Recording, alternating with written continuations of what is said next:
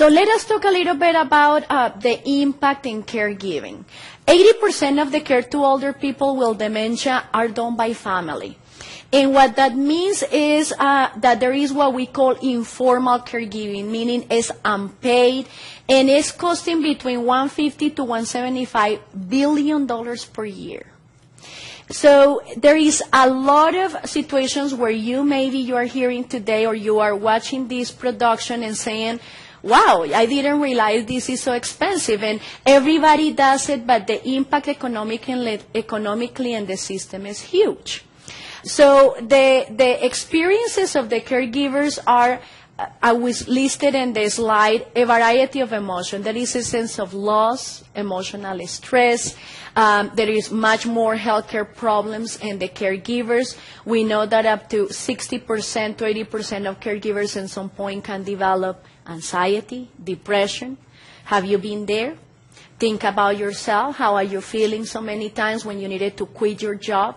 Probably because nobody else could care of mom or dad or your sibling or a child with this disease, and then there is less income, and maybe with the economy, many children are coming back home, and then now you have an extended family that you didn't expect. So there is a lot of adjustments around this disease due to multiple reasons.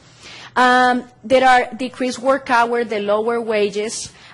We, in my office, I sign a lot of family leave paperwork related with, well, mom is now getting sicker, she has dementia, I need to take her to the doctor, or they get hospitalized, they need to go to the hospital or the nursing home, and then suddenly they cannot work. So the impact economically is related with all of these issues. There is also loss of full-time work and the benefits including with that. So many caregivers are really stressed out because the economics of caring with somebody with dementia.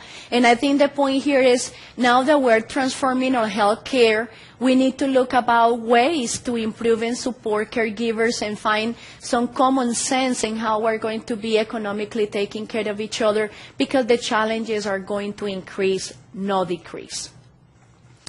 What are the benefits of having the family involved in the care of somebody with dementia? Definitely, we see that when families are involved in a patient with dementia, they don't end up in a nursing home. They stay longer in the house, especially when you have more children participating in the care or other providers or caregivers.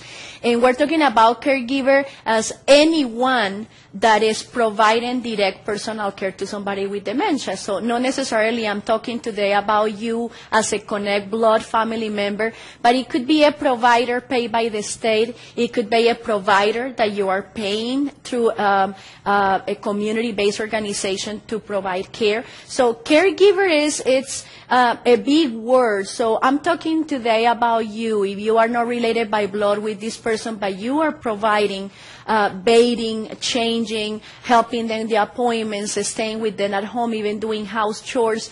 If you are paid by doing that, you are under the category of a caregiver. I wanted to clarify also that even though families are wonderful and it's the best scenario to care for older adults, sometimes it does not prevent to end up in a nursing home. And this is very important, especially for minority groups. We will do the same broadcast in Spanish later on that will be available for you. If you have family members of somebody that needs Spanish to talk about this issue, I will be doing it later on. But sometimes we have a lot of guilty feelings. I don't want mom or dad to be at the nursing home. I make the promise. Today I wanted that you reflect a little bit about try to stay away from promises. Do your best. I know in my heart as a physician when I encounter families, everybody loves mom or dad. Everybody wants them to stay home. But there are circumstances that you cannot foresee them, and will make you make decisions to place them because it's the right thing to do. A family with multiple little children or teenagers and children, a lot of economic issues at home, the elderly person with dementia is fighting a lot, is very confused, there is no peace in the house. this family maybe need to look in an option to place them in the best nursing home they can afford, or they can place their loved one.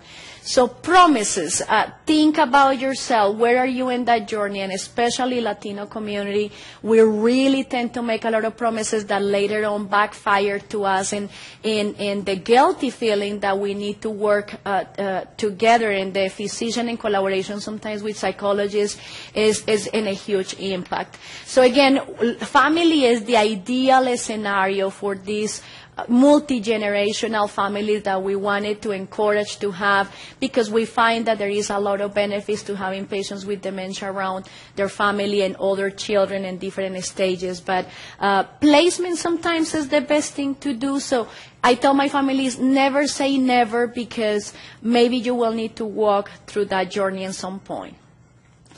I also wanted to tell you that even though if you place also your loved one, the stress doesn't go away. It just have a different face. It's like a cube. So the stress just changes the color. When we have one of those cubes that you change colors and organize, it just has a different face to it.